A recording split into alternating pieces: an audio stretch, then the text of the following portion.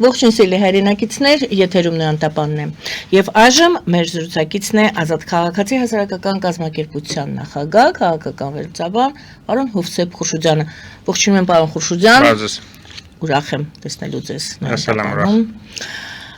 Հայաստանը եւ Ադրբեջանը շարունակում են ողջույններ ստանալ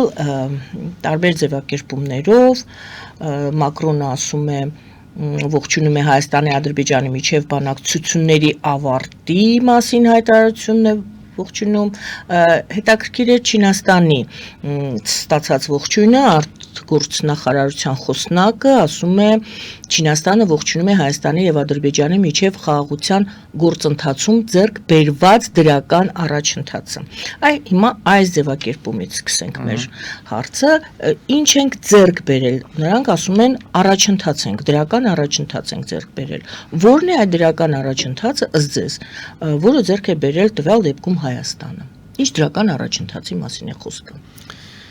եթե նկատի ունենք, որ խաղաղության պայմանագիրը ինքնին կարևոր է Հայաստանի համար, շատ ավելի կարևոր քան Ադրբեջանի համար, որը կարծես թե առանձնապես հակում չունի դեպի խաղաղություն եւ հակառակը միշտ առիթներ է փնտրելու եւ հարմար պահ է փնտրելու Հայաստանի հանդեպ եւս մեկ ագրեսիա իրականացնելու, հատկապես ճանապարհներ ստանալու համար, որը ինքը անվանում է միջանցք, ապա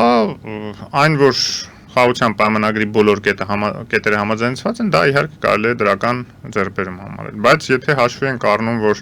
այդ դրական ձեռքբերումները տեղի ունեցել բացառապես հայկական կողմի միակողմանի զիջումների հետևանքով եւ ըստ էության մենք այսօր ունենք գրեթե ամբողջապես Ադրբեջանի կողմից մեզ առաջարկված այդ պայմանների, նախապայմանների տեքստը, որի հետ փաստորեն Հայաստանը ամբողջությամբ համաձայնվել է, ընդ որում հատկապես այս վերջի երկու կետի մասով տեսնում ենք, որ շատ վտանգավոր համաձայնություն է ստացել Ադրբեջանը Հայաստանի կողմից սահմանից հետ քաշել եվրոպական դիտորդներին, ըստ էության, եվրոպական դիտորդներ չի գրված, բայց ակնհայտ էր, որ դրա շուրջ էր բանակցվում եւ հիմա, երբ որ իշխանությունը այսպես անորոշ ասում են, դե այնտեղ չի նշված հատուկ եվրոպական դիտորդներ, պարզ է, որ դա ավելի իրականում մեծ ռիսկ է, երբ որ ընկալում ալինելու եւ տարընթերցում է լինելու պայմանագրի։ Ընդհանրապես ցանկացած տարընթերցում, ցանկացած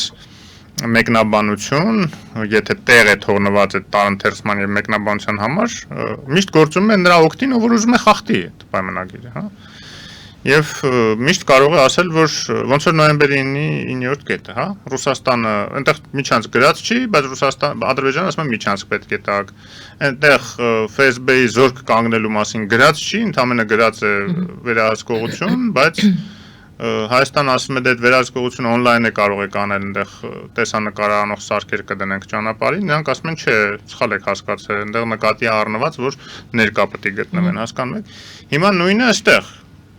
մենք գիտենք բոլորս եւ իշխանությունները խոսում էին նույնիսկ դրա մասին, որ խոսքը եվրոպական դիտորդների մասն է, ընդ որում ավելի մանրամասներն էին բացում ասելով, որ մենք առաջարկել ենք, որ դելիմիտված հատվածներից միայն դուրս բերենք, հեռացնենք, հա, սահմանի։ Հիմա ասում են, չէ, ընդհանրապես դիտորդների մասին չի, դե ոնց կարելի է, այտենց վաղը Իհարկե Ադրբեջանը ասելու է, որ պայմանավորվել ենք երրորդ ուժեր եւ երրորդ ուժերը նկատի ենք ունեցել հենց նաեւ դիտորդներ երրորդ ուժ են։ Հիմա մենք կարող ենք ասել, չէ, դրանք ուժ չեն, ընդհանրապես դիտորդներ են, հասկանում եք, դա այդ ավելի մեծ կազուզբելի ինչ որ հիմք կարող է տալ։ Բայց ես կարծում եմ, որ ակնհայտ է, որ հենց դիտորդների մասն է խոսքը, ընդ որում նույնիսկ դելիմիտացված հատվածներից հետ քաշելը մեծ զիջում կլներ Հայաստանի կողմից եւ դա մենք քննադատել ենք, որովհետեւ ինչի համար են ուզում դելիմիտացված հատվածներից թեկուս հանել ադրբեջանցիները, այսինքն դրան էլ չհամաձայնվեցին չնայած փաստորեն ընդհանրապես ասացին բոլոր հատվածները պետք է հանեք խաղաղության պայմանագիրը կնքելուց հետո, բայց ինչի համար են դա անում, որպեսզի եթե իրենք ագրեսիայի դիմեն, չկարողանան ուրեմն եվրոպական դիտորդները եւ որևէ միջազգային ներկայություն չկարողանա ապացուցել, ցույց տալ, ասել մենք դիտարկել ենք, տեսել ենք, որ Ադրբեջանն է հարձակվել։ Իսկ Ադրբեջանը միշտ ինչպես է մեկնաբանում իր հարձակումը։ Ասում են մենք չենք հարձակվել, մեր վրա հարձակվեցին, մենք պատասխանեցինք։ Նույնիսկ Արցախյան 20 թվականի պատերազմը իրենք այդպես մեկնաբանեցին, որ մենք խաղաղ մեր համար նստած այդ ուրեմն ուխտադրուժ ագրեսոր հայերը հարձակվեցին մեր վրա, մենք էլ ստիպված sense օպերացիա իրականացրինք։ Կոնտրհարված էին իրենք դա անվանում։ Իրենք միշտ են դա ասում։ Հայաստանի սահմանների հանդեպ հարձակումը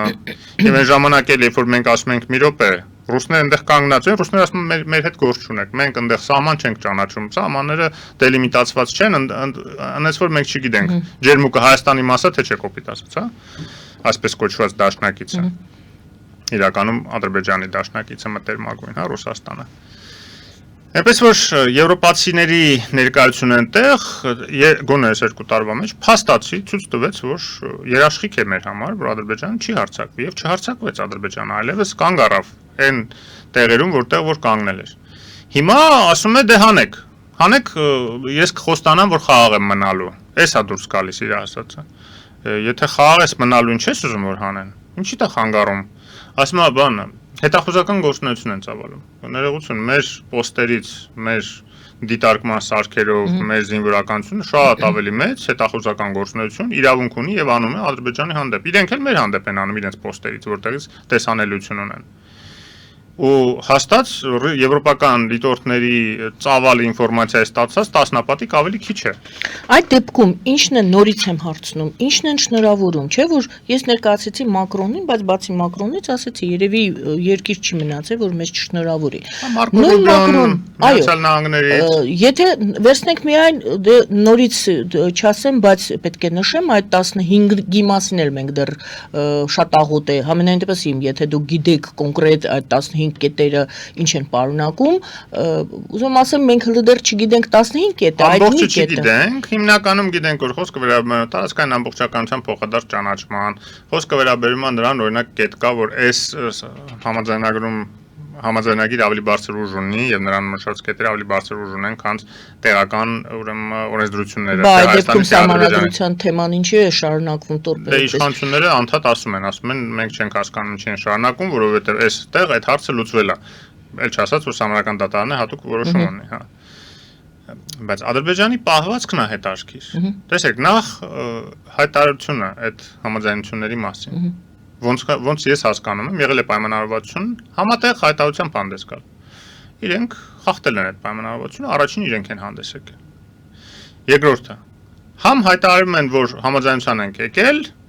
համ միանգամից դրանից հետո սկսում են նոր նախապայմաններ առաջ քաշել, արդեն համաձայնություններ եկած համաձայնագիրը ստորագրելու համար։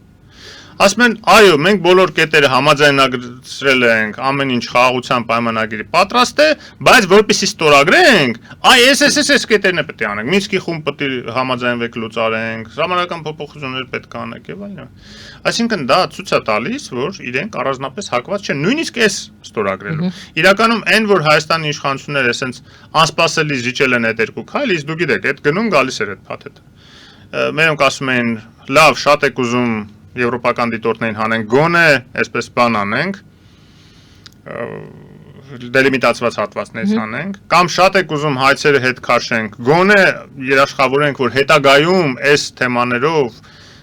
ուրեմն էլի հայցեր չի ներկայացվի, հերիք չի, բայց նաև ուրեմն դա առիթ չի կարող հանդիսանալ էսկալացիայի համար, հա, այն ինչ որ այսպես փոքր գոնե զիջում էին ուզում առաջարկեն իրենց կողմից, իրենք ասել են, չէ, ոչ մի զիջում, ոնց ասել ենք, տես պետք է արվի, եւ Հայաստանի իշխանությունները անակնկալ նաեւ Ադրբեջանի համար ոնց հասկանում են, որտեւ Ադրբեջանի նպատակը նաեւ եղել է, որ այնպիսի անընդունելի պայմաններ առաջ քաշեն, որ Հայաստան չհամաձայնվի եւ պատասխանատվությունը այսպես հավասարապես կիսեն, որ չեն կարող լեզու գտնեն։ Բայց Հայաստան դրանն էլ է համաձայնվել ու հիմա Ադրբեջանը դե պարզ է, պետք է ստիպված ասել լավ, դե որ համաձայնում եք, ուրեմն պատրաստ է տեքստը, բայց եթե ուզում եք, որ այդ տեքստը արդեն ստորագրենք, բավարար չի միջի բովանդակությունը, պետք է նաև նոր նախապայմաններ իրականացնեք։ Այդ երկու նախապայմաններն իրականացվի, ասի, այ այդ երկուսը որ իրականացրեցիք, եթե ուզում եք ստորագրվի, այ էս էլ պետք է իրականացնեք։ Եվ այստեղ բայց ինքը ավելի դեստրուկտիվ դիրքում է բանանում։ Երբ որ դուք ասում եք միջազգային հանրություն ինչի է ողջունում, գիտեք, միջազգային հանրությունը դետալների մեջ չի խորանում։ Իր համար կարևոր է, որ երկու կողմերը համաձայնվեն խաղաղության պայմանագրին, իրար տարածքային ամբողջականություն ճանաչեն, որոշեն, որ իրար դեմ չեն պատերազմելու եւ այդ գլոբալ հարցն է, Բայց դիտորդների հարցը տենց հենց հարց չի։ Հա, դիտորդների հարցն էլ Միացյալ Նահանգների համար։ Այո, բայց այն մնացածը ավելի կարևոր է, քան դիտորդների հարցը, որտեղ Ադրբեջանը ասում է դիտորդները խաղաղության համար են կանգնած, հենա ստորագրում են խաղաղության պայմանագրի, ել ինչի են կանգնում։ Ընդ որում խոսք չկա դիտորդներին Հայաստանից հեռացնելու մասին։ Խոսքը ել եմ ասում սահմանից հեռացնելու մասին է, բայց էդ էլ հստակ չի։ Քանի որ տեքստը չեն կարդացել, բայց որքան ես եմ հասկանում եւ իշխանությունների խոսույթից բարձր դառնում, որ կոնկրետ ինչ-որ կիլոմետրաժ չի ֆիքսված, թե քանի կիլոմետր հետ պետք է քաշվեն, որ դա համարվի սահմանից հետ քաշվել։ 1 կիլոմետր, 5 կիլոմետր եւ դուք նշեցիք 9-րդ կետի հետ կապված, ինչ մինչեւ հիմա տանում բերում են, ինչ կա մեջը նշած, ինչ չէ, հիմա նշեցիք, որ այդ եվրոդիտորդների հարցում էլ տարբեր տարընթերցումներ են լինելու, տարընթերցումներ էլ կան արդեն այդ հայցերից հետ կանգնելու հարցում դեռ նոր է Հայաստանը համաձայնություն տվել, բայց Ադրբեջանը նորից ասում է, ահա, մենք բարձրացնելու ենք այս 30 տարվա ձեր արած գործերի պատասխանատվությունը ձեզ վրա ենք դնելու, եւ կարծեմ Արարատ Միրզոյանը պատասխանեց, ասեց, բայց չէ որ այդ կետում ոնց որ թե դա նշված էր։ Այսինքն, այո, կետը կա, այո, Հայաստանը համաձայնություն տվել է, բայց դա դեռ չի նշանակում, որ Ադրբեջանը պահպանելու է իր հավատարմությունը այդ կետերին, ինչպես չպահեց իր հավատարմությունը նոյեմբերի 9-ի որևիցե կետի հանդեպ։ Այո։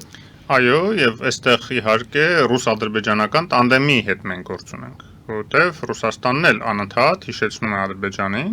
որ Հայաստանի հետ որևէ պայմանագրի խաղաղության չի կնքի Ադրբեջանը, այդպիսի պարտավորություն է ամենայն հավանականությամբ ստանձնել, քանի դեռ ռուսական զորքերի ներկայության հարցը եւ այդ միջանցք կոչեցյալը իրանց համար հարցը չի լուծում Հայաստանը, հա։ Հիմա եթե էլ չեմ խոսում նաև Հայաստանում իշխանապողության հարցը, որը բարբերաբար Ռուսաստանը Ադրբեջանին օգտագործել է, գիտեք, որպես բութ գործիք, այսպես հարձակումների միջոցով եւ այլն, այնպեսի ապակայունացնում մտցնելու փորձեր անել Հայաստանում, որ ռուսական պրոքսիները այստեղ բերի իշխանության, որ հանգիստ արդեն կարողանան մեջ անեն Հայաստանը, ռուս-ադրբեջանա-թուրքական այդ բանով, ալյանսով։ Հիմա չի ստացվում փաստորեն։ Այո, Հայաստանի համար շատ ռիսկային զիջումներով, իսկ մենք այդ ռիսկերի մասին հենց նաև ձեր տաղավարում բազմիցս խոսել ենք, բայց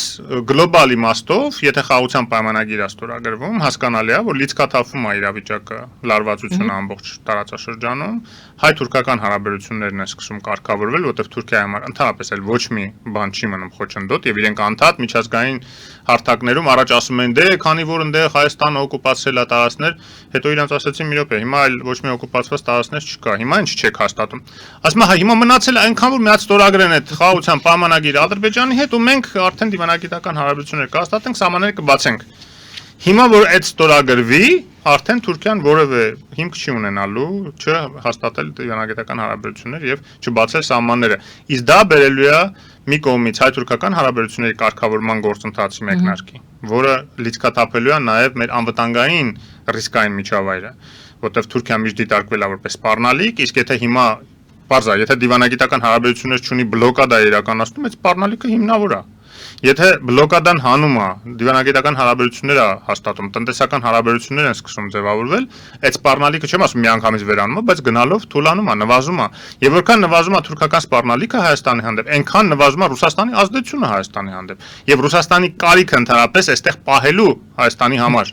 ռուսական բազան այստեղ պահելու, եւ դրա համար է Ռուսաստանը մտահոգ եղել միշտ հայ-թուրքական հարաբերությունների կարգավորումից։ Դրա համար միշտ այստեղ իրանց 5-րդ շարասյան միջոցով փորձել սրել այն կնճռոտ եւ հայ ազգի համար ցավալի էմոցիոնալ sense ծանր ֆոն ունեցող հարցերը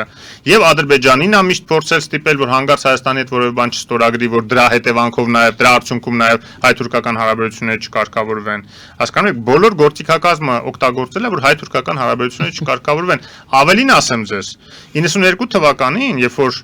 Լևոն Տեր-Պետրոսյանը այն ժամանակվա նախագահի Թուրքիայի նախագահի հետ արդեն գնացել էր Անկարա պայմանավորվում էր ուրեմն հայ-թուրքական սահմանի բացման լիցքաթափման եւ այլ հարցերի շուրջ դիվանագիտական հարաբերություններ հաստատման, այսինքն հայ-թուրքական կարգավորման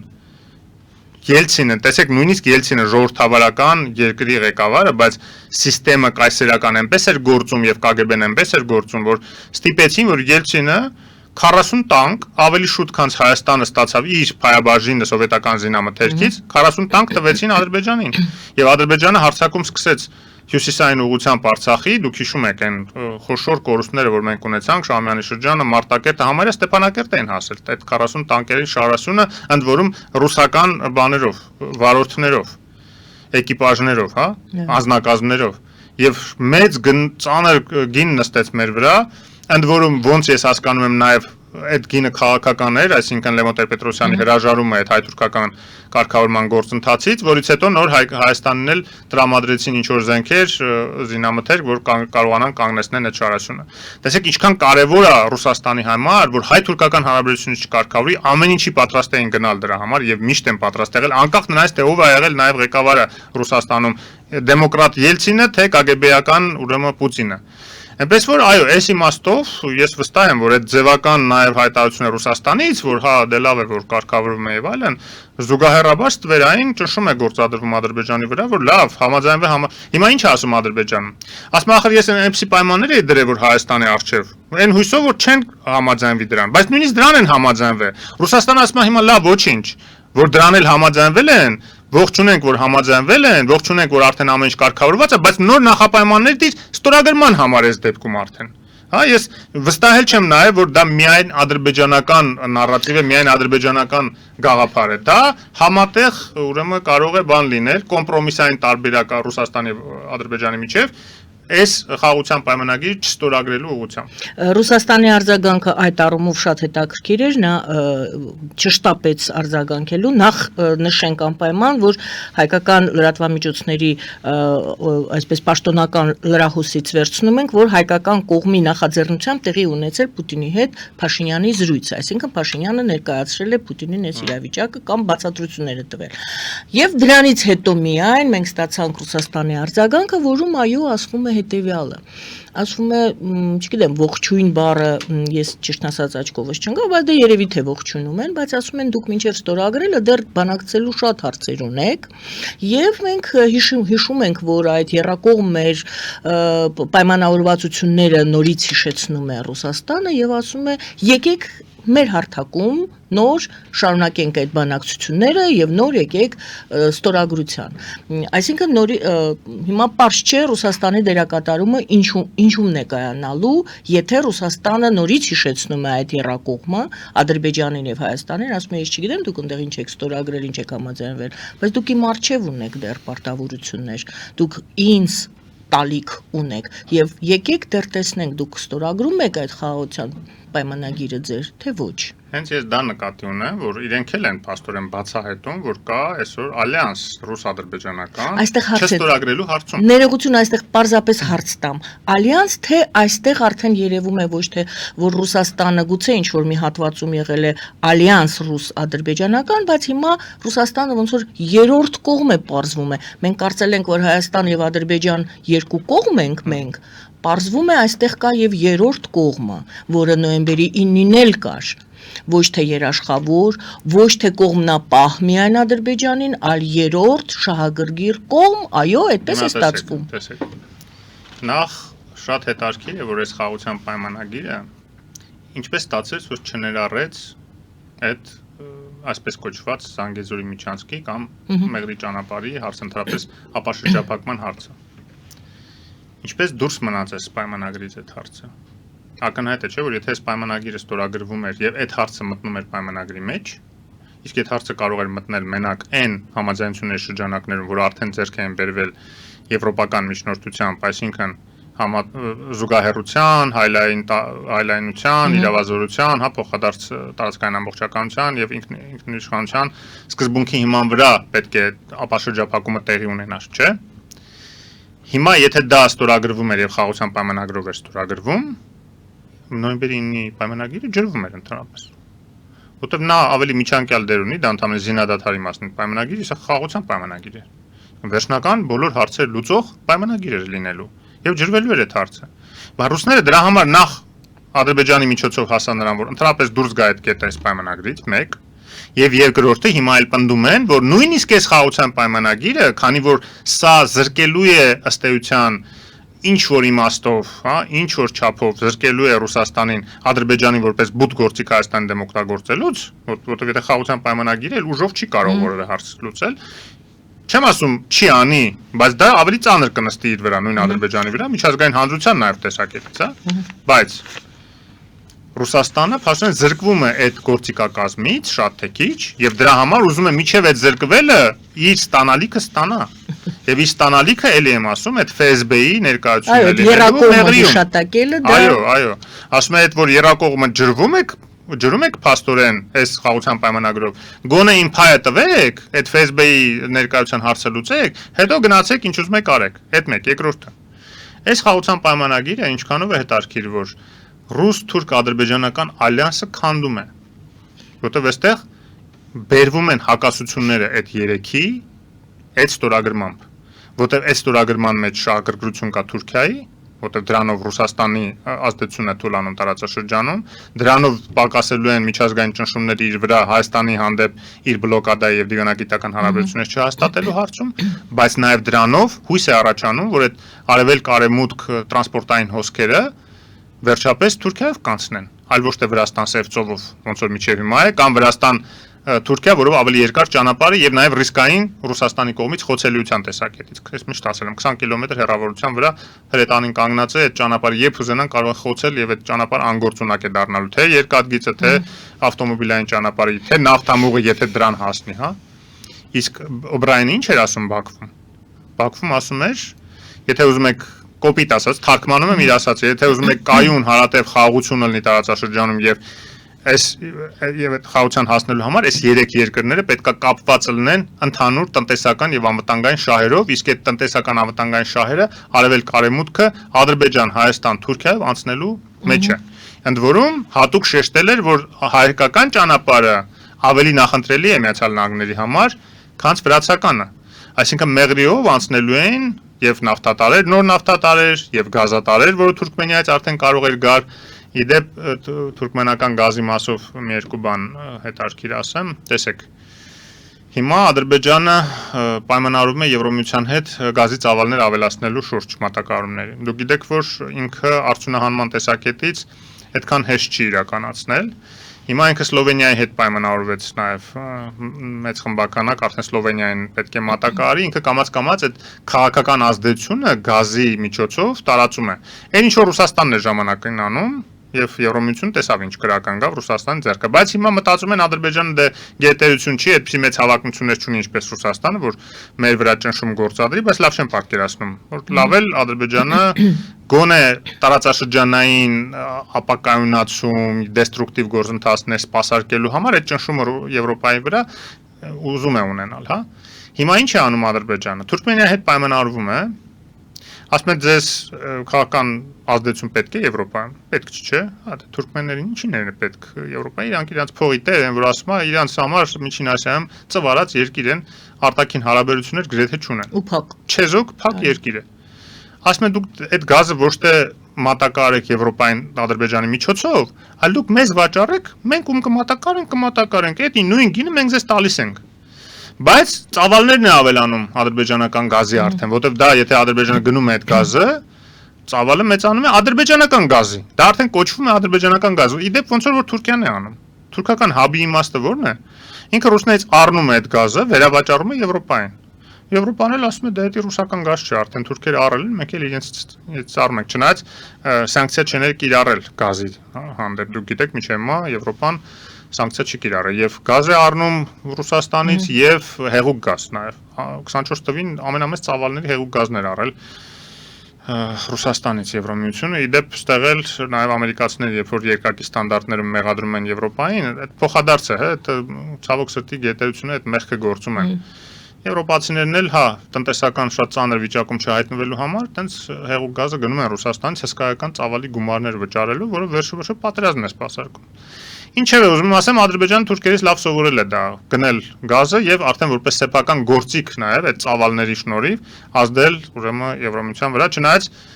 խոսքը գնում է շատ մեծ ծավալների մասին չի գնում, 12 միլիարդի է հասել ընդամենը, տեսեք իրենք 20 միլիարդի են պատրաստվում հասցնել, բայց այս տեմպով իրենք մինչեւ 30 թիվը զորովել հասցնեն այդ 20 միլիարդի, բայց համենայն դեպս այսօր էլ է 12 միլիարդը մի քանի երկրների վրա համենայն դեպս խոսքը Հունաստանի, Իտալիայի ուրեմն Սլովակիան չի միացել դեռ, Հունգարիայի, Սերբիայի, որը Եվրոմիության անդամ չի, եւ Ալբանիայի, որը Եվրոմիության անդամ չի, բայց այդ ազդեցությունը կարողանում են գործել։ Հիմա Բոսնիա-Հերցեգովինա, Սլովակիան քննարկում են ադրբեջանական գազը գնելու հնարավորությունը։ Ուզում եմ ասեմ, որ այս ամեն ինչը սերտ փոխկապակցվածությունն է, եւ երբ որ Միացյալ Նահանգները ասում է, որ եկեք Հայաստանում անցկացնենք այդ լրիվ, լավ, ասենք Ադրբեջանը, հա, այդ շահաբաժինները ստանում է գազից, այդ թվում թուրքմենական գազ ստանալուց, այդ թվում ղազախական նավթը տարանցելուց Բաքու-Ջեյհանով, գիտեք, ղազախական նավթի մի մասը Բաքու-Ջեյհանով է անցնում եւ այլն, բայց այդ ամեն ինչը պետք է նաեւ Հայաստանով անցնի, որ ավելի անվտանգ ճանապարհ է, ավելի կարճ ճանապարհ է եւ նաեւ վերջնական հարատև կայունության կբերի տարածաշրջանում։ Իդեպ Օբրայենը շարունակում է մնալ պետքարտուղարությունում իր պաշտոնին, որովհետև գիտեք 6 ամիս անցումային շրջան կա, երբ որ նոր ադմինիստրացիան պետդեպարտամենտի մասով գոնե, ես այդպես գիտեմ, որ իրենք նայում են, ում հետ կարողանալու են շարունակեն աշխատել, շարունակում են աշխատել, ում հետ դերում են չի ստացվում, հանում են, փոխում են, իրենց մարդիկ են բերում։ Բայց դա 6 ամիս է տևում։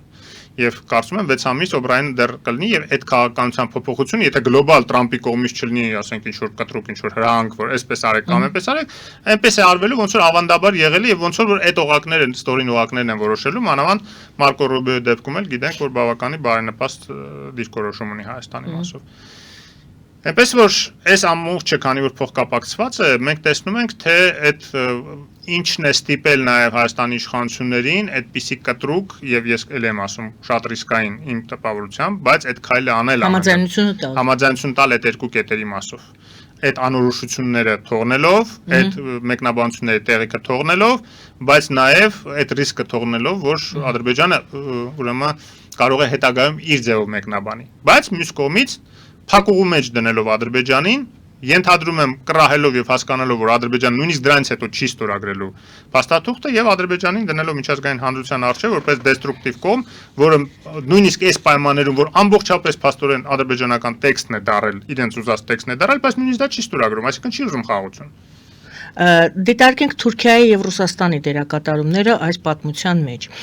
Թուրքիան մենք գիտենք, որ Ուկրաինայում ուզում է ակտիվ ավելի նորից է ուզում իրեն դրսևորել եւ կա այսպիսի կարծիք, որ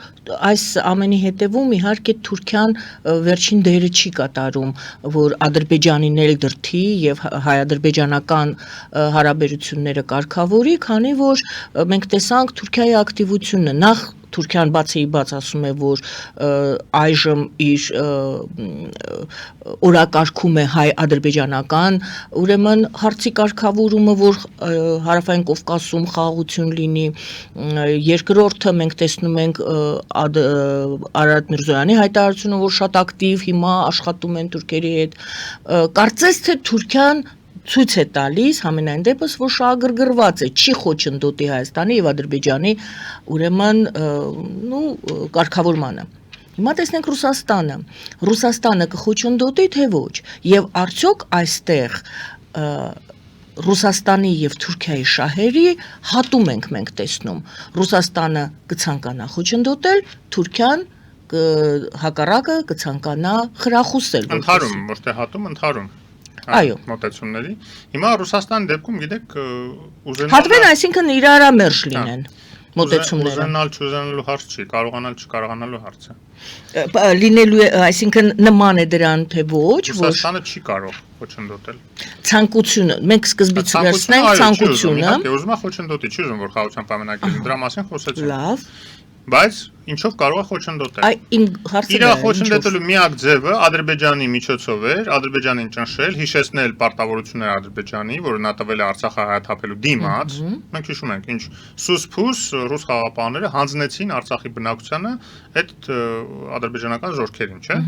Եվ սուս-փուս էլ հետո պոչերը քաշած թողին գնացին, հա 25 թիվը միջև այդ նույն պայմանագրով, համաձայնագրով հայտարարությամբ նոյեմբերի 9-ի, որ իրանք անդադ վկայակացում են, այնտեղ նաև նշված է ժամկետները այդ խաղաղապահ կոչեցյալների այնտեղ կայանման։ Մինչև 25 թիվը, եւ 25 թիվից առաջ ընդորում պետք է հələ հարցնեին, տեսնեին կողմերը դեմ են, դեմ չեն, եթե առարկություն չունեն, էլի շարունակեն։ Բռնեցին 23 թվականին, 23-24-ի սկզբին թողեցին, գնացին։ Էդ էլ խախտեցին։ Այսինքն այդ ամեն ինչը հանձնեցին Ադրբեջանին, միայն թե Ադրբեջանը գոնե իրենց շահը Հայաստանի մասով պաշտպանի, այսինքն շարունակի ճնշումը Հայաստանի վրա, որ անվտանգային միջավայրը Հայաստանի միշտ անբարեն նպաստ լինի, որ կարողանան այս ֆոնին ռիսկայնության, վտանգվածության ֆոնին փոխել իշխանություն Հայաստանում, անդադ խժդժություններ կազմակերպելով իրենց 5-րդ Շարասյան միջոցով, եւ մյուսը, որպեսզի իրենց ՖՍԲ-ն բերեն կանգնացնեն։ Հիմա այդ ՖՍԲ-ն կկարողանան ճանապարհին կանգնացնել միջև իշխանապողություն իրականացնել Հայաստան, թե դրանից հետո դա էական չէր, բայց տեղը պիտի թողեին, որտեղ եթե խաղաղության պայմանագիր է լինում, հետո էլ նաև այդ ճանապարհների հարցն է լուծվում, իսկ խաղաղության պայմանագրի լիցքաթափման ֆոնին, ելի եմ ասում, կարող էր իրեւ այդ հարցը լուծվել նաև էլի միջազգային ինչ-որ ներգրավումների շնորհիվ, որտեղ եթե միջազգային խաղացողները գային, ասեն, գիտեք ինչ կա, այդ մեզ այդ բոլորիս այդ ճանապարհը պետք է։ Դուք էլ խաղաղության պայմանագրի ստորագրը բրծել եք։ Ինչի՞ չեք հիմա էլ այդ ճանապարհի հարցը բացելու հարցը վերջնականապես փակում, որ այդ այն գործի Հայաստանը ասելու ես վաղուց իմ կետերը դրել եմ, պատրաստ եմ բացելու, հենց այսօր պատրաստ եմ բացելու, Ադրբեջանը չի ուզում։ Եվ էլի այդտեղ էլ Ադրբեջանը հայտնվելու է անբարենպաստ դիրքում։ Իսկ հիմա ինքը Ռուսաստանը փորձելու է ձգձգել, ուրեմն Ադրբեջանի հետ պայմանավորվել, որ ձգձգվի ստորագրության փաստ։ Իմ հարցը հիմա դրանում է Ադրբեջանին, Ռուսաստանը հիմա ունի Հայաստան եւ Ադրբեջան իր այսպես սեղանի շուրջը, թե այնուամենայնիվ Թուրքիա ունի։ Շահերի բախում կա Թուրքիայի հետ։ Շահերի բախում Թուրքիան այտենց չի ներգրավում շատ այս հարցում։ Ինքը սպասողական դիրքում է, ինքը շատ չի որոշումը կայացնելու է Ալիևը, ձեզ թվում է։ Այո, Ալիևն է կայացնելու եւ ուրիշ հարց, որ ես չգիտեմ թուրքերը այն համաձայնությունները, որ արդեն կան, բավարար կհամարեն դիվանագիտական հարաբերություններ հաստատելու եւ ճանապարհները բացելու համար, թե կասեն, էլի ծափ կտան, կասեն կեցեք, որ համաձայնվել եք, բայց միջև ստորագրած թուղթը չտեսնեն, ոչ մի բան չեն կանեն։ Կամ կարող է փուլային տարբերակ լինի։ Օրինակ ասեն, լավ, դե որ համաձայնությանը եկել եք, եկեք օրինակ բացենք սահմանները, կամ գոնե երրորդ երկրների քաղաքացիների համար բացենք, ինչ որ մի քայլ անենք ձեր զիջումների դիմաց հայեր։ Միջև կստորագրվի, արդեն դիվանագիտական հարաբերություններ կհաստատենք, հա? Չգիտեմ ոնց կլինի։ Հիմա հայկական դիվանագիտության հմտությունից է նաև կախված, ջանքերից էլ է կախված, թե կհասնեն դրան, եւ այդ իմաստով այս թուրք լրագրողների հրավերը շատ դրական եմ ես գնահատում, շատ կարեւոր է։ Ինչով է դրական։ Էլի լիցքաթափման եւ փոխադարձ վստահության վերականգնման, որտեղ ըստ էության լրագրողները ում են ներկայացնում, պետությունը չեն ներկայացնում, հասարակությանն են ներկայացնում, եւ լրագրողների միջոցով փաստորեն Նիկոլ Փաշինյանը խոսեց թուրք հասարակության հետ, որ մենք պատրաստ ենք վերականգնել հարաբերությունները, իհարկե հատուկ նշելով, որ ցեղասպանության ուրացման ժխտման մասին խոսք լինել չի կարող, բայց նաեւ նշելով, իդապ առաջի անգամ չի, 1 թե 2 տարի առաջ Արադ Միրզոյանն էլ նշել էր, որ պաշտոնական դիրքորոշումը Հայաստանի Հանրապետության այն է, որ հիմա առաջնահերթությունների մեջ չի մտնում ցեղասպանության ճանաչման հարցը։ Դա չի նշանակում, որ դա չկա ընդհանրապես օրակարգում։ Առաջնահերթություն չի։ Առաջնահերթությունը հայ-թուրքական հարաբերությունների կարգավորումն է։ Իրականում, երբ որ նայում ենք արդեն համաշխարհային հանրության հիմնական դերակատարները ճանաչել են արդեն ցեղասպանությունը, հայ ցեղասպանությունը, հա։ Այսինքն, եթե մենք թողենք առաջնահերթություն, ում վրա պետք է աշխատենք, շարունակենք, Մեծ Բրիտանիա եւ Չինաստանի այդ աշխատելով չեր ելնելու մեր էլի, որ առաջնահերթություն կլինի Հայաստանի թե չի, դրանից չէ կախված, Մեծ Բրիտանիան կճանաչի, Չինաստանը կճանաչի, թե չէ։ Ավելին ասեմ, մեր համար շատ ավելի կարևոր որ Թուրքիան ճանաչի։ Իսկ Թուրքիայի ճանաչման համար մենք պետք է Թուրքիայի հետ աշխատենք, շփվենք, դիվանագիտական հարաբերություններ, տնտեսական հարաբերություններ, խոսենք թուրք մտավորականության հետ, թեկուզ պրոիշխանական, որտեղ այնտեղ ընդդիմադիր մտավորականությունը նկատի ունեմ ընդդիմադիր համակարգին ընդդիմադիր, ոչ թե այսօրվա գործող իշխանության, հա, Օսման Կավալայի պես մտավորականության նկատի ունեմ, որ բանտերում են, բայց նաև նկատի չունեմ, որոնք բանտերում եմ, այլ նկատի ունեմ նույնիսկ այսօրվա, ասենք, այն մտավորականությունը, որը կարա ներհամակարգային դիտվի, իրանց հետ պետքա շփվել, հասկանալ, թե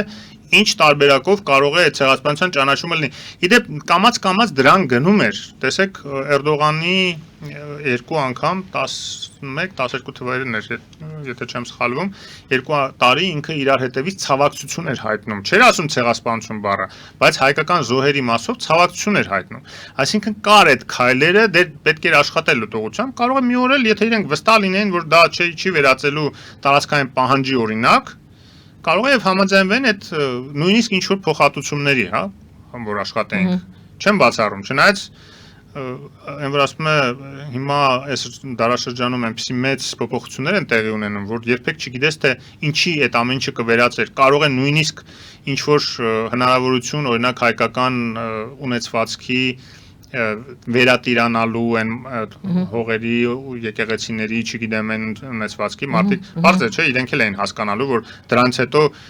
ոչ մի 20-30 միլիոն հայեր աշխ ոչ մի տեղից չէին ղռալով լցվելու Արևմտյան Հայաստան, չէ, իրենք հասկանալու են դա։ Արևմտյան Հայաստան հատուկ եմ շեշտում, որովհետև երբ որ պետությունը չի կիրառում այդ եզրույթը, դա շատ նորմալ է, երբ որ Նիկոլ Փաշինյանը ասում է, որ մենք չենք կիրառում, պետությունը, այո, ճիշտ չի լինի, որ կիրառի, որտեղ այնտեղ կա նաև այդ զուգահեռները, որ Ադրբեջանն էլ չկիրառի արևմտյան Ադրբեջան տերմին եզրույթ եւ այլն, բայց ես որպես վերլուծաբան պարտավոր չեմ դա պահպանելու, մանավանդ որ արևմտյան Հայաստան եզրույթը դա միայն այսօր առաջացած եզրույթ չի, դա պատմական վաղուց վանից եկող եզրույթ է, որը որ քանի որ Հայաստանը բաժանված է եղել, բոլորը դա գիտեն, դա օգտագործում ենք, մի խոսքով այդ ուղղակի։ Եվ դա միայն մենք չենք օգտագործում։ Այո, միայն մենք այդ ուղղակի որպես բացատրություն թե ինչի եմ հատուկ այդ արևմտյան Հայաստան եզրույթը օգտագործում, բայց ասում եմ, էլի եմ ասում, քանի որ թուրքերն էլ են հասկանում, որ այնտեղ նույնիսկ եթե այսօր օրինակ, հա, հիպոթետիկ հարաբերություններ հաստատեցինք դիվանագիտական փայլուն հարաբերություններ ունեցանք Թուրքիայի հետ, տնտեսական առնչություններ Ցեղասպանության հարցն էլ զուտ երկկողմանի շփումներում ենք կիրառում, այլ ոչ թե ինչ որ դրսի ուժերի միջոցով ճնշում գործադրելու համար Թուրքիայի վրա։ Եվ այդ քննարկման միջոցով թուրքերը իրենց համար ակնհայտ չէր լինելու, որ եթե նույնիսկ իրենք ընդունեն, որ պետք է հնարավորություն տան բոլոր նրանց, ովքեր որ կորցրել են իրենց ունեցվածքը, գան վերատիրանան իրենց ունեցվածքին։ Հնարավորություն տան նրանք, ովքեր ուզում են վերադառնալ իրենց հայրենիքում ապրել, նրանց ժառանգներն են մնացել, որոնք ինտեգրվել են աշխարհի տարբեր երկրների հասարակություններում եւ շատ քչերը կուզենային գան դե մշտական բնակություն հաստատել։ Նման պայմաններում իրանք իհարկե խնդիր չեն տեսնի, եթե սպառնալիք հատուկ Հայաստանի կողմից չտեսնեն վտանգ։ Խնդիր չեն տեսնի այդ մի քանի հազար, թեկուզ մի քանի 100,000 հայերին թույլ տալ են քրդաբնակ շրջաններում, իսկ հիմնականում Արևմտյան Հայաստան այսօր քրդաբնակ է, թույլ տալ, որ այնտեղ գնան մարդիկ ինչ որ տուն առնեն կամ իրենց վերադարձվի ինչ որ տունը, եթե մնացել է, հա, ասենք մի քանի միլիարդի, ասենք կարող է այդ ունեցվածքի հասնի, հա, թող լինի այդ մի քանի միլիարդը Թուրքիայի այսօրվա համախառն ներքին արդյունքում դա կաթիլել չի, հա, այնքան հարստացել է հիմա այդ երկիրը Եվրոմիության հետ տնտեսական սերտ ինտեգրման շնորհիվ։ Հիմա այդ ամեն ինչը որևէ խնդիր չէր բերելու Թուրքիայի համար։ Հակառակը բերելու էր որոշակի իմիջային, այսպես հեղինակության նաև բարձրացում, Եվրոմիության անդամության համար նաև որոշակի դրական առաջընթաց եւ այլն եւ այլն։ Էլ չեմ խոսում, որ նաև այդ ծանր բեռից իրենք էլ հոգեբանական կազատվեն, որովհետեւ իրենք էլ հասկանում են, չէ՞, որ մեծ մեղք են գործել հայ ժողովրդի հանդեպ իրենց նախնիները։ Հիմա եթե իրենք ուզում են շարունակել այդ ժխտողականությունը, նշանակում է այդ մեղքի բեռի տակ են մտնում։ Եթե իրենք չեն շարունակում եւ ցավակցում են հայրին եւ ասում են, այո, դե հիմա այն ժամանակ եղել են ինչ որ հանցագործներ, որոնք որ կազմակերպել են այդ հիմա ցեղասպանություն չեմ անվանի եղեն կանվանեն եւ այլն, բայց այդ 1.5 միլիոն հայերին բնաջնջել են։ Դա մենք ընդունում ենք, ցավակցում ենք եւ այդ հայերին, ովքեր որ կուզենան վերադառնան ապրեն, այդ հնարավորություն տալիս ենք, հատուկ անվտանգային բաներ ստեղծում ենք եւ հարկերել իրենցից օրինակ չենք վերցնի, որևէ հարկ հայերից չենք վերցնի։ Դա ենթադրություններ են։ Օրինակներ են բերում, ինչպես կարող է այդ խոսակցությունը գնալ։ Դա որևէ խնդիր թուրքերի համար չի առաջացնի, բայց եթե դա թշնամական քննարկման միջոցով է արվում, դրսից ճնշումների միջոցով է փորձ արվելու, իրենք դիմադրելու են որևէ արդյունքի, ոնց որ միջև հիմա չենք հասել Թուրքիայի կողմից ճանաչման եւ բանի տեսակետից, այդպես էլ չենք հասնի։ Ես կարծում եմ, որ պետք է այդ ամեն ինչը զուգորդվի, համատեղ արվի եւ այս գործընթացը ինչ որ նշույլներ այդ ամեն ինչի համար, ինչ որ պատուհան բացում եմ կարծիքով։ Մեր հաղորդումներից մեկում հեռուստադիտողը զանգահարեց եւ հարցրեց այդ առաջնահերթության թեմաներ։ Ասեց, իսկ արդյոք Լևոն Տեր-Պետրոսյանից սկսած մինչև Նիկոլ Փաշինյանը այդ հարցը, ցեղասպանության հարցը որևէ նախագահի ժամանակ օրոք եղել է արտգործնախարարության առաջնահերթ հարցերից մեկը, օրակարգում կանգնած առաջնահերթ հարց։ Չի եղել։ Լևոն Տեր-Պետրոսյանի ժամանակ չի եղել։ Եվ հենց դրա շնորհիվ էլ հնարավոր էր դարձել հայ-թուրքական հարաբերությունների կարգավորումը։ Ավելին ասեմ, Ադրբեջանի հետ պատերազմի թեժ օրեր են եղել, երբ որ Հայաստանի շրջափակման պատճառով մենք ցորենի խնդիր ենք ունեցել։ եւ այդ ծորենը ստացել ենք Թուրքիայի միջոցով։ Ընդ որում ստացել ենք նույնիսկ թուրքական ամբարներից, ճիշտ է, այդ պարտքով են տվել միջև որ Միացյալ Նահանգների ծորենը կհասներ եւ կփոխարիներ այդ ամբարներից ստացած ծորենը, մասամբ էլ Սիրիայից ենք ստացել, էլի Թուրքիայի բանով, տարածքով, բայց Թուրքիան լինելով Ադրբեջանի մերձավորագույն դաշնակիցը, բայց այդ հարցում հնարավորություն տվել եմ, որ այսպես Հայաստանում սով չլինի։ Այսինքն դա եղել է հենց հայ-թուրքական հարաբերությունների այդ ճիշտ ընկալման շնորհիվ Լևոն Տեր-Պետրոսյանի։ Ես քանի որ սփյուռքի հարցերով զբաղվել եմ Ռաֆի Հովհաննիսյանի կենտրոնում եւ ես այդ շրջանը լավ ուսումնասիրել եմ։ Եվ այդ հարցը առաջնահերթություն դարձավ Ռոբերտ Քոչարյանի օրոք։ Երբ որ էլի երկաթյա վարակույր բան արվեց Հայաստանի եւ Թուրքիայի միջև, ընդ որում ես այստեղ իհարկե օբյեկտիվ պետք է նշեմ, որ կային օբյեկտիվ նաեւ նախադրյալներ դրա համար Թուրքիայի կողմից, որտեղ ազատագրված տարածքների ծավալը արդեն 94 թվականին ընդհանրապես Թուրքիայի համար փակեցին Հայաստանի հետ կարգավորման հնարավորությունները, հա, այսինքն Լևոն Տեր-Պետրոսյանի վերջի շրջանն էլ արդեն այդ դինամիկան հայ-թուրքական հարաբերությունների չուներ, բայց համենայն դեպս ամբողջ շրջանում իր պաշտոնավարմանն է, որ Լևոն Տեր-Պետրոսյանը չի համարել, որ դա առաջնահերթություն է կամ պետք է լինի առաջնահերթություն Հայաստանի արտաքին դիվանագիտության։ Այդ առումով ճիշտ են ասում գործող իշխանությունները։ Ավելին ասեմ, Սերժ Սարգսյանի ժամանակ էլ այդ նույն հայ-թուրքական պրոտոկոլների շրջանում որպես առաջնահերթություն դա դուրս էր եկել։ Այնպես որ ուզում ասեմ, դա Հայաստանի համար, որը չունի ուրիշ ռեսուրս, հա, մենք նույնիսկ տարածաշրջանային տերություն չենք, որ այսպիսի հարցեր կարողանանք բարձրացնել հիմա, բայց կգա մի պահ, երբ որ նորմալ հարաբերություններ կլինեն Թուրքիայի հետ, որ բարեկամական մթնոլորտում այդ հարցերը բարձրացվեն։ Պարզապես սա այս ամբողջը դաշնակից դառնանք, ես տվեցի փակագծերում պարզապես առաջնահերթության թեմաներ, հարցներ, ձևակերպումներ, առաջնահերթություն չլինելը չի նշանակում շղթել երևի թե, հա։ Նշանակ, բայց ասում եմ հատուկ նույն թուրք լրագրողների հետ հանդիպման ժամանակ շեշտեց դա։ Նաև սփյուռքահայության հետ տարբեր հանդիպումների ժամանակ շեշտվում է, որ այդ հարցը առաջնահերթություն չդնել չի նշանակում ժխտել կամ ուրանալ ցեղասպանության փաստը։ Վերջիվերջո ամեն ցեղասպանության օրվա տարելիցի կապակցությամբ վարչապետը ելույթ է ունենում եւ այդ փաստը նշում է ցեղասպանություն բառը արտասանում է, ինչքան էլ հետո փորձում են տարբեր շրջանակներ շառանել թե ուրանում է եւ այլն, ոնց կարելի է ուրանալ մի բան, որը դու անվանում ես իր անունով։ Նորից վերադառնանք Չինաստանի շնորհավորական տեքստին, Չինաստանը ասում է Հայաստանը եւ Ադրբեջանը Չինաստանի լավ բարեկամներն ու գործընկերներն են եւ նա կարեւորում է, նա ասում է անկեղծորեն հույս ունի, որ երկու երկրները կարող են լուծել իրենց տարաձայնությունները երկխոսության միջոցով։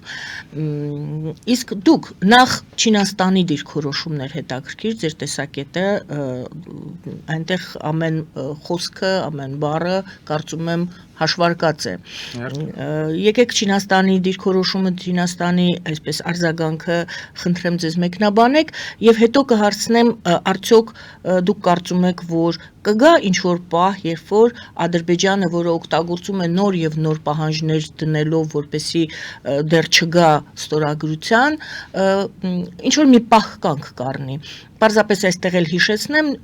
Ալիևը երեք էլի ինչ-որ ելույթ է ունեցել եւ այնտեղ ասել է, այ խորհրդային շրջանում մենք լավ իրար հետ ապրում էինք։ Տեսեք, Չինաստանը ունի ռազմավարական շահեր տարածաշրջանում։ Տարածաշրջանը միակ խողովակն է Չինաստանի համար դեպի Եվրոմիություն ցամաքային։ Այսինքն Միջին Ասիայով ինքը մի քանի ուղիներ ունի։ Ղազախստանով կարող է լինի, Տաջիկստան, Ուզբեկստանով կարող է լինի, Ղրղստան, Ուզբեկստան, Թուրքմենիա կարող է լինի, հա։ Բայց մեր տարածաշրջան հարավային Կովկասի դեպքում ինքը պետք է անցնի Ադրբեջան-Վրաստան կամ Ադրբեջան-Հայաստան, հա, այդ երկու տարբերակն։ Ադրբեջան-Վրաստանով արդեն անցնում է։ Կան բեռնափոխադրումների հնարավորություններ, երկաթգիծ է կառուցվել Բաքվի հիմնական ֆինանսավորմամբ Բաքու-Թբիլիսի Էրզրումը, հա, Ղարսը երկաթգիծը։ Եվ այդ իմաստով իհարկե Չինաստանը նաև մտածում է ծովային ճանապարհ օգտագործելու Միջին Ասիայից իր բեռները դեպի Ադրբեջան, հետո Վրաստան եւ այնտեղ Անակլյան նավահանգիստը, որը ինքը վերցել է իր վրա, որ կառուցի, գիտեք, տենդերը շահեց Չինաստանը, որի շատ դժգոհ է Միացյալ Նահանգները եւ նաեւ այս կոշտ դիրքորոշումը Միացյալ Նահանգների Վրաստանի հանդեպ, որը չգիտես ինչի վրացի իշխանություններ հույս ունեն, որ Տրամպի օրոք պետք է փոխվի, չի կարող փոխվի, դա Միացյալ Նահանգների ռազմավարական շահերն են։ Անակլյան տվեցին ամերիկացիներն են ուզում վերցնեն, վրացիները տվեցին Չինաստանին։ Դե անունը դրեցին, որ դա արդար տենդեր են կարել, ով ավելի լավ պայմաններ առաջարկել տվել են, բայց հասկանալի որ այդպիսի նավահանգիստներ, այդպիսի խոշոր ռազմավարական պրոյեկտները այդպես ճակերտավոր արդար տենդերներով չի բաշխվում, հա։ Հիմա իհարկե Չինաստանի համար կարևոր է, որ եթե խաղաղություն է հաստատվում, որ այդ ճանապարհային ցանցը, իսկ ինչքան դիվերսիֆիկացված է այդ ցանցը, այնքան ավելի անվտանգ, ելի ինքը ունենա վերահսկողություն։ Եվ պատահական չի, որ ինքը կարևորեց Ադրբեջանի եւ Վրաստանի հետ ռազմավարական համագործակցության մակարդակի բարձրացումը, եւ դուք գիտեք, որ թե Վրաստանի, թե Ադրբեջանի հետ կնքվել են ռազմավարական գործընկերության պայմանավորվածություններ, ի տարբերություն Հայաստանի։ Հակառակը Հայաստանը միացել է կրոնական ազատությունների մասին խարտիային դեռ հեղափոխությունից անմիջապես հետո իդեպ, որը որ Չինաստանի դեմ է ուղղված։ Եվ դա Միացյալ Նահանգների առաջարկներ, դա էլ քշիրը բացրացեց Հայաստանի արևմուտքի աչքերում, որտեղ արևմուտքը այդ խարտիայի միջոցով, բացի նրանից, որ դա մարդու իրավունքներն են, իհարկե կրոնական ազատությունների մասին է, բայց նաև հատուկ հիմնականում դա Չինաստանի դեմ էր ուղղված ուйղուրների իրավունքների պաշտպանության տեսակետից, հա։ Այդ իմաստով իհարկե Չինաստանը կուզենա, որ այդ վերահսկողությունը ինքը ստանա կամ առնվազն արևմուտքը չստանա, Միացյալ Նահանգները չստանան, հա, որտեղ Միացյալ Նահանգները Օբրայենի ներկայությունը տարածաշրջանում էլի պատահական չէր, երբ որ ինքը գնացել էր Բաքվին բացատրեր կամ համոզեր, ոնց կուզեք, որ այդ ճանապարհները Միջին Ասիայից եկող ճանապարհները, բայց նաև ենթադրվում է Չինաստանից անցնեն անպայման Հայաստանով։ Ես միշտ ասել եմ ինչի Հայաստանով, որտեվ Հայաստանը միակ օղակն է արևմուտքի համար, որի միջոցով իրանք կկարողանան վերահսկել այդ բեռները։ Այդ բեռների ծավալը, որակը, պարունակությունը, հա։ Եվ նաև, երբ որ պետք է, նաև ուղղակի փակել այդ բեռների, որոշ բեռների հանդեպ, օրինակ սանկցիաների միջոցով, հա, ընդ որում հատուկ ոչ թե Հայաստանն ասեն Հայաստան փակի եւ Հայաստան հարվածի տակ գցեն, այլ ասեն մենք սանկցիա ենք կիրառում այս բեռների հանդեպ, Հայաստանը բոլոր սանկցիաներին միանում է, գիտեք, ոչ միայն Հայաստանը, ամբողջ աշխարհը գրեթե, նույն Չինաստանի դեպ շատ սանկցիաներ Ռուսաստանի դեմ միանում է, որտեղ ինքը գիտի ինչ նշանակում չմիանալ սանկցիաներին եւ ընկնել երկրորդային սանկցիաների տակ Միացյալ Նահանգների։ Այնպես որ այդ առումով մի բան է Ադրբեջանը, որը որ հարուստ նավթի տակառի վրա նստած երկիր է, որը ինչ որ սանկցիաներին կմիանա, ինչ որ սանկցիաներին չի միանա, մի օր էլ կգնի զարթնի ասի ես Չինաստանի դաշնակիցն եմ, որտեղ մենք երկուս էլ ոնց որ ավտորիտար երկրներ ենք, Ռուսաստանի դաշնակիցն եմ եւ այլն։ Հայաստանի դեպքում դա հնարավոր չի, որտեղ Հայաստանի կենսական շահերն են նաեւ պահանջում եւ իր անվտանգային շահերը Եվրոմիության հետ մերձեցում։ Եվ այստեղ ի դեպ Եվրոմիության մերձեցման հետ կապված Թուրքիայի մասին որ հիշատակեցիք, քանի որ Թուրքիան էլ է այսօր հակված Եվրոմիության հետ խորացնել հարաբերությունը, այս նորացվող Եվրոմիության հետ, որը դառնում է ռազմաքաղաքական միավոր արդեն ինքը տնտեսականից վերաճում է նաև ռազմաքաղաքականի Թուրքիան ինչի է ուզում Եվրոմիության, որովհետև Եվրոմիության մոտեցումները, ստանդարտները, այդ թվում քաղաքական ավելի մոտիկ են թուրքական այսօրվա քաղաքականությանը մերձավոր արևելքում, քան Միացյալ Նահանգներինը, որովհետև Թուրքիան ունի ընդհանուր բախում Իսրայելի հետ, խնդիր ունի, որովհետև ինքը իսլամական երկիր է, հերիք չի, ինքը փորձում է իսլամական առաջնորդություն ստանձնել մերձավոր արևելքում։ Եվ դրա համար ինքը չի կարող աչք փակել ոչ Գազայում տեղի ունեցող այդ էթնիկ զտումների սպանությունների վրա դժվարում եմ ցեղասպանություն անվանել, բայց ամեն դեպքում շատ ծանր հանցագործություն է ռազմական իրականացնում Իսրայելը եւ Նետանյահուն ու իրան այդ բան Գալանը, հա, իր պաշտպանության նախարարը, որոնք որ Ռոմի ստատուտի համապատասխան միջազգային քրեական դատարանը հետախուզում է հայտարարել, ոնց որ Պուտինին։ Այսինքն այդ իմաստով Թուրքիայի համար ավելի ընկալելի է եվրոպական դիրքորոշում, որոնք դատապարտում են Գազայում այդ գազանությունները իսրայելական բանակի, բայց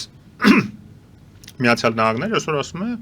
Իսրայելը ինչ որ անում է ճիշտ է անում, կոպիտ ասած, նու տենց 100%-անոց չի իհարկե աջակցությունը, որտեղ կա որոշակի ճնշում նաև Իսրայելի վրա, նույն էս զինադադարը շարունակելու հարցում, հա, հետո վերջիվերջո արաբական աշխարհի հետ ամբողջությամբ չի կարող փչացնել հարաբերությունները Միացյալ Նահանգները, բայց ինքը շատ ավելի այսպես աջակցող է Իսրայելին։ Ավելին ասեմ, նույն Սիրիայի հարցում տեսեք ինչ հետաքրքիր տեղաշարժեր են տեղի ունենում, որոնք նես չի, որ միանշանակ Թուրքիայի օգտին են։ Քրդական ինտեգրումը Սիրիայի ամբողջականության մեջ բերելու է նաև ամերիկա-իսրայելյան վերահսկողության մեծացմանը սիրիական երկրի հանդեպ։ Ճիշտ է, իրենք կարծես թե զինաթափում են եւ այդ ամբողջ բանակը էլ քրդական ինքնուրույն չի լինելու, բայց ինքը ինտեգրվելու է սիրիական բանակի մեջ։ Ճիշտ է, նավթահանքերը, որ հիմնականում քրդերի վերահսկողության տակ են, իսկ ավելի կոնկրետ Միացյալ Նահանգների, հիմա մասամբ վերադարձվում են Սիրիային, որպեսզի Սիրիան գոնե ինչ-որ եկամուտի աղբյուր ունենա, բայց եկամուտի աղբյուր ստացող Սիրիան բնականաբար ավելի անկախ է լինելու Թուրքիայից, իսկ այսօր ինքը ամբողջությամբ կախված է Թուրքիայից։ Հազարամի հարցեր է առաջանում, որով Միացյալ Նահանգներն ու Իսրայելը փորձելու են նոր իշխանություններին Սիրիայի ավելի հեռու պահել Թուրքիայից։ Ուզում ասեմ, այստեղ էլ հետարքիր հակասություններ կան Եվրոմիության եւ Միացյալ Նահանգների միջեւ, որտեղ Թուրքիան իրեն ավելի տեսնում է Եվրոմիության մեջ։ Եվ մենք էլ այս տեսակետից, քանի որ մենք էլ ենք Եվրոմիության անդամության նաեւ գործընթաց սկսում եւ ել չեմ ասում, որ երկրների հետ առանձին ռազմավարական գործընկերության պայմանագրեր են կնքում, Թուրքիայի հետ մոտավորապես նույն դաշտում ենք հայտնվում, մի տարբերություն Ադրբեջանի, որը այդ դաշտից դուրս է մնալու։ Եվ այստեղ էլ է հակասություն առաջանալու, իդեպ նաեւ Եվրոմիության ինտեգրման գործընթացը կարող է խթանվել այս խաղաղության պայմանագրի ստորագրմամբ, որտեղ Եվրամիությունը ավելի հեշտ կինտեգրի մի պետություն, որը հարևանների հետ արդեն բոլորի հետ ունի խաղաղության պայմանագրեր, իսկ ասում են Թուրքիայի հետ էլ կկնքվի դրանից հետո, կամ խաղաղություն առնվազն, հա, քանց թե իր վրա վերցնի մի բեռ, պաշտպանելու մի երկիր, որը անդադ թիրախավորված է եւ կարող է անդադ պատերազմի խնդիր առաջանալ։ Եվ Թուրքիային էլ է դա պետք։ Իհարկե, Թուրքիային էլ պետք է, որ ինքը իր վրայից այդ բեռը պատասխանատվությունը բանանի Եվրոմիության ինտեգրման ճանապարհին, որ անդադ չեպե չլինի կոպիտ ասած, հա, իր համար հայ-ադրբեջանական հարաբերությունների ֆոնին։ Փաստորեն Չինաստանի հարցը, Ռուսաստանի հարցը դիտարկեցինք այս ադրբեջանական, այսպես խաղաղ պայմանագրի կամ խաղաղության հաստատումից վերաբերյալ եւ Չինաստանի։ Դուք համարում եք, որ Չինաստանը իսկապես ողջունում է, անկեղծ ողջունում է եւ Չինաստանի համար ողջունելու է, ինքը հակառակը ուզում է ոչ միայն ողջունի, այլ ավելի մեծ ներգրավում ունենա այդ ճանապարհների հարցում։ Այդ մրցակցությունը, երբ որ չկա ճանապարհ, չի հակասում ոչինչ Չինաստանի շահերին հակասող ոչինչ չկա այս հարցում։ Տեսեք, եթե ճանապարհները փակ են, այդտեղ ինչի շուրջ մրցակցեն Միացյալ Նահանգները, Չինաստանը։ Փակ է ճանապարհը։ Հայ-թուրքական սահմանափակ, Մեղրիով կամ Իջևանով անցնող երկաթգծերն են փակ, ամեն ինչ փակ է, ինչ մրցակցեն։ Մաքսիմում կարող է մրցակցեն հետագայում բացվելուց, որ իրանց վերահսկողության տակ լինի։ Նաև ռուսներից խլեն կոնցեսիան, հա, որովհետև այսօր ռուսներն են երկաթգիծ կառավարողը Հայաստանում։ Վաղը, եթե բացվում է, այդ մրցակցության դաշտն էլ է բացվում, ավելի ակտիվանալու է։ Ով է վերակառուցելու այն ճանապարհները, որ պետք է օրինակ երկաթգիծը Մեղրիով կառուցելու, ով որ կառուցի, դա էլ վերահսկելու է, չէ՞։ Բարձա մենք չենք ուզում ռուսները կառուցեն, չնայած ռուսները ուզում են խցկվեն։ Այս նեղմաջարին, բայց կճարեն, փող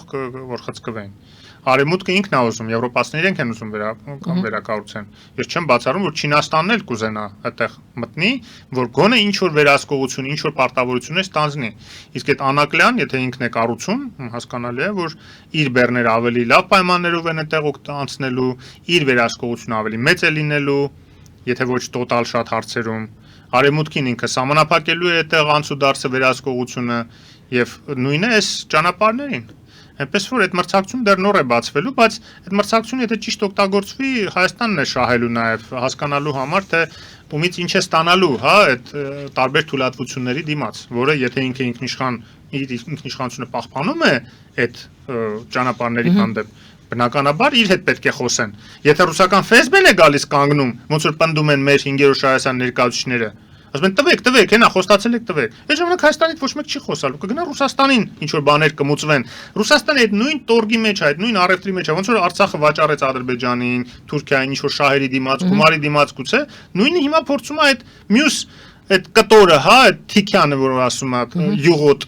որը որ իր համար տեսանելի է այդ ճանապարհներն են, դա էլ է ուզում վերցնի մեր ձեռքից խլի։ Եվ այս հարցն է ուզում ձեզ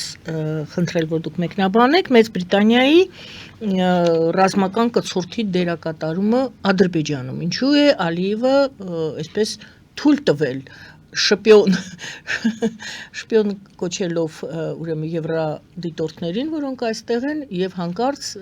ամբողջ մի Բրիտանիան գալիս է եւ ռազմական կցորդ է դառնում ունենում Ադրբեջանում, Բաքվում նստած։ Չարն ինչ Ադրբեջանի, հա, այս դեպքում, որտեվ Բրիտանիան իր հիմնական, ես նույնիսկ ասեի ռազմավարական գործընկերն է, որովհետև British Petroleum-ը ինչ մտել է Ադրբեջան, բոլոր այդ ներդրումները, փոխկախվածությունները, փողերի հոսքերը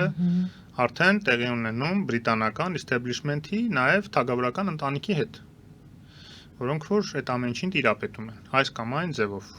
կամ ազդեցություն ունեն, կամ տիրապետում են։ Խոսքը միայն British Petroleum-ի մասին չի ընդ որում։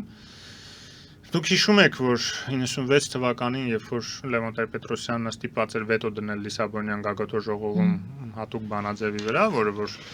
ճանաչելու էր Ադրբեջանի ամբողջականությունը եւ Արցախի համար չէր նախատեսելու որևէ ինքնորոշման իրավունք,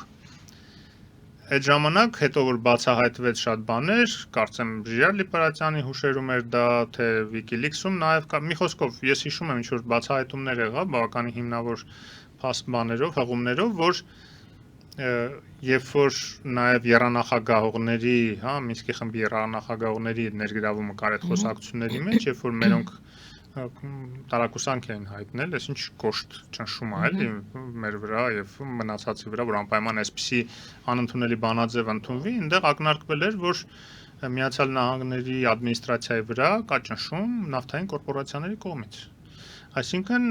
բիզնես շահերը, նավթային շահերը մտել էին ասպարեզ արդեն 96 թվին արդեն մտել են։ Ի տարբերություն 91 թվականին, երբ որ իրենք ասպարեզում չէին դեռ եւ ամբողջ միջազգային հանրությանն ու ես նկատի ունեմ արևմուտքի համակրանքը հայերի օգտին էր, որտեվ Արցախյան շարժումը դիտարկվում էր որպես ձգան խորհրդային միության փլուզման համար։ Այդպես էլ եղավ։ Եվ ամբողջ արևմտյան մամուլը հեղեղված էր դատապարտումներով Սումգայիթի, պահանջով Արցախը միացնել Հայաստանին եւ այլն, հա, այդ ամեն ինչը մենք հիշում ենք, բայց հանկարծ միանգամից այդ ամբողջը փոխվեց, ինչի փոխվեց։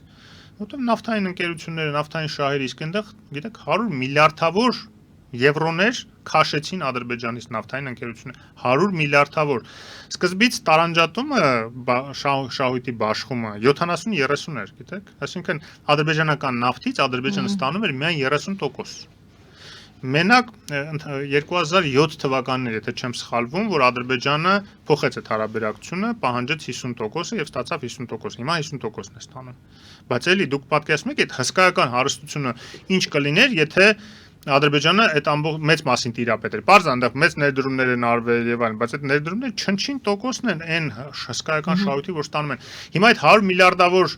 դոլարներ ստացող ընկերությունների ախորժակը պատկերացնեք, երբ որ Ադրբեջանը ասում է ինձանից այսքան քամում եք, $1 միլիարդ չեք ուզում ձեր այդ կապերով օգտագործեք, ազդեցություն գործադրեք, որ գոնե իմ տարածքային ամբողջականությունը վերականգնվի, եւ այդ լեզուն ընկալելի է եղել իրենց համար եւ իրենք մեծ ջանքեր գործադրել են դեռ 96 թվականից։ Այնպես որ ուզում եմ ասեմ, որ այդ ամեն ինչը իհարկե մենք պետք է ճիշտ հաշվարկենք, հասկանանք ով ում թիկունքում կանգնած է եւ Մեծ Բրիտանիան ես չեմ ասում, որ լրիվ դեստրուկտիվ դերակատարում է խաղում, հանգարց սխալ չհասկանանք, բայց Մեծ Բրիտանիայի հետ էլ պետք է աշխատել, որտեվ այնտեղ էլ կան կարմիր գծեր, իրենք էլ ունեն նաև հիմա արդեն եվրոպական միասնության գաղափարն են կարևորում անվտանգային հարցում եւ ասեմ ձեզ ավելին, Բրիտանիան երբեմն շատ դրական դերակատարություն է խաղացել նաև կանխարգելելու համար պատերազմը, որտեվ ժամանակին Chatham House-ում քննարկումներ էր լինում եւ Ստեփան Սաֆարյանը ձեզ ավելի մանրամասն այդ թեմա կպատմի, հիմա շատ բաներ չեմ ուզում փակագծեր բացել, որտեվ փակ քննարկումներ են եղել, բայց ընդհանուր տպավորությունը ասեմ, որ Միացյալ Թագավորությունը, այսինքն Մեծ Բրիտանիան դեմն է եղել, որ Ադրբեջանը ռազմական գործողություններ սկսի, որտեղ դրանում նաև վտանգում են իրենց ներդրումները, չէ՞, ամեն դեպքում իրենք չգիտեն այդ խողովակատարերը թիրախ կդառնային թե չէ։ Ավելին ասեմ, երբ որ Ադրբեջանը սկսել է ռազմական ծախսերը ավելացնել, British Petroleum-ը սկսել է նվազեցնել արդյունահանումը նավթի, որով նվազեցել է շահույթը Ադրբեջանի։ Պարզ է, իրենց շահույթն էլ է նվազել, բայց Ադրբեջանի շահույթը։ Ես հիշում եմ նույնիսկ 15 թիվներ կարծեմ Ադրբեջանը ալիվ մեղադրում էր British Petroleum-ը, որ սաբոտաժ է անում իր բյուջեն, իր եկամուտները նվազեցնելով արդյունահանումը։ British Petroleum-ը ասում էր դա տեխնիկական հարց է, պակասել է բանը, ասենք նավթը, դե իրանք են ամբողջը տիրապետում, հա։ Նավթը պակասել է, դրա համար էլ պակասացնում են։ Իրականում նավթը պակասում է նաև, բայց այդ ժամանակ շատ կտրուկ նվազեցրեցին իրանք։ Ուզում եմ ասեմ, Մեծ Բրիտանիայի հետ պետք է աշխատել։ Դա թշնամի պետություն չի։ Ինքը իր շահերը ունի բնականաբար եւ Ադրբեջանի վրա ազդեցություն ունի։ եւ Ադրբեջանն էլ իր վրա ուներ, բայց հիմա նվազում է, որտեղ դուք գիտեք հիմա British Petroleum-ը առանձնապես հետաքրքրված էլ չի այդ նավթային բաներով, ինչքան գիտեմ նույնիսկ վաճառեց իր փայաբաժինը շատ հանքերում դուրս եկավ, բայց ամենայնիվս այդ ավանդական կապերի ազդեցությունը, ել չեմ խոսում նաեւ Մեծ Բրիտանիան ինքը ավանդաբար լայն ցանց ունի ազդեցության աշխարհով մեկ, հա, եւ դա ծառայեցվում էր Ադրբեջանին ահագին ժամանակ, երբեմն Թուրքիային էլ է ծառայեցվում, բայց այս դեպքում ես չգիտեմ, նույնիսկ դրական թե բացասական գնահատեմ այդ ներկայությունը, ես նույնիսկ կարծում եմ ավելի շատ դրական, որ բրիտանացիները ռազմական կցորդ եթե ունենում են Ադրբեջանում, դա որոշակի նաև աչքեր է Եվրոպայի համար Ադրբեջանում, որի աչքերը Ադրբեջանը շատ անհանգիստ է Հայաստանի սահմանում կանգնած եվրոպական աչքերից, չէ՞։ Հիմա այդ եվրոպական աչքերը գնում են արդեն Բաքվում են հայտնվում։ Եվ այստեղ այս փոքրիկ տարածաշրջանում Ֆրանսիան ունի իր կցորդին Հայաստանում, Բրիտանիան ունենում է իր կցորդին Ադրբեջանում եւ Մակրոն-Ստարմեր մենք գիտենք փոխհարաբերություններ են։ Այսինքն այն հարցին դա լավ է թե վատ, ավելի շատ դուք համարում եք, որ լավ ցուցանիշ է, այսինքն դրական կարելի գնահատել։ Շատ Եվրոպա տարածաշրջանում միջև Տրամպի ընտրությունը ես կասեի որքան շատ արևմուտք ընդհանրապես տարածաշրջանում այնքան լավ, բայց նույնիսկ Տրամպի ընտրվելուց հետո էլ դեռ պարզ չի Միացյալ Նահանգների ավելի շատ լինել տարածաշրջանում։ Բայց այստեղ Եվրոպան է տեսնում։ Ֆրանսիան եւ Բրիտանիան տեսնում են։ Շատ օգտակար է իրենց ներկայությունը։ Ֆրանսիան Մեծ Բրիտանիայի հետ հիմա բավականին սերտացրել է իր համագործակցությունը, քանի որ անվտանգության պատասխանատվությունը Եվրոպայի համար ամբողջ Եվրոպայի վրա այդ երկուսի ուսերին է մնացել, որպես միջուկային երկու տերություններ եվրոպական, իսկ Ֆրանսիան Եվրամիության միջուկային տերություն, չնայած ընդամենը 300 մարտագլխիկ ունի միջուկային, ի տարբերություն Ռուսաստանի հազարավոր մարտագլխիկների, բայց ամենայնիվս հիմա նաև խոսք է գնում այդ մարտագլխիկների ծավալը քանակը ավելացնելու, զուտ որպես հակակշիռ, պարզ է միջուկային պատերազմ ոչ մեկ չի պատրաստվում սանձազերծել, եթե Ռուսաստանը դա չանի։ Համենայնիվս ես հույս ունեմ, որ այս կոնսոլիդացիան, եվրոպական անվտանգային կոնսոլիդացիան ավելի հեռու կգնա, անկախ նրանից նույնիսկ Միացյալ Նահանգները կշարունակի աջակցել Եվրոմիության թե չէ, բայց այդ ինքնուրույնության կարիքը արդեն Եվրոմիությունում գիտակցվեց վերջապես, որ ինքնուրույն է պետք սեփական անվտանգային հարցեր լուծել, 800 միլիարդ ծախսելու նաև պատրաստակամություն ձեզ լավ օրինակ։ Եվ եթե դա ստացվի, Եվրոպան շատ ավելի գայթակղիչ կլինի, այսպես ցանկալի կլինի իր հարևան երկրների համար անդամակցության տեսակետից, այդ թվում Հայաստանի համար։ Ընդհանուր որպեսզի հանրագումարի բերեմ, փաստորեն այդ որ շնորհավորում են Հայաստանին եւ այլն եւ Ադրբեջանին, եկեք մեկ դրական կամ մեկ բացասական, ձեզ մոտ ավելի բացասական է, ճիշտ է, մենք խոսեցինք այն մասին, ինչ վատ է այդ երկու կետերը գոնե որոնց մասին մենք գիտենք, դրանք շատ խնդրահարույց են, դրանց համաձայնություն տալը, դրանով հանդերձ դրական բան է տեղի ունենում, դրական process-ի մասին ենք մենք խոսում, թե հակառակը շարունակում ենք, ես այսօր այսպիսի ձևակերպում արեցի, մենք մեկ քայլ ենք անում դեպի արահետ, թե դեպի անդունդ ենք ավելի մոտենում։ Այն որ Ադրբեջանը փորձում է սաբոտաժ անել, նույնիսկ այս տեքստը խաղաղության պայմանագրի, նույնիսկ այս տեքստի ստորագրումը մեզ արդեն ցույց է տալիս, որ մեր համար դա դրական է, բոլոր ռիսկերով հանդերձ։ Եթե այդ բոլոր ռիսկերով հանդերձ Ադրբեջանը ամեն ինչ անում է, որ չստորագրի նոր նախապայմանները առաջ քաշում, հա, դա ցույց է տալիս, որ Հայաստանի հանդեպ ամեն դեպքում այդ ռիսկերով հանդերձ դրական է։ Շնորհակալ եմ։ Ես եմ շնորհակալ։ Շնորհակալություն սիրելի հայրենակիցներ, Ազատ քաղաքացի հասարակական կազմակերպության նախագահ, քաղաքական մեկնաբան Հովսեփ Խուշուձյանի հետ էինք զրուցում։ Զրուցում էր մեր Գայանե Առաքելյանը։ Բարին ընձեզ։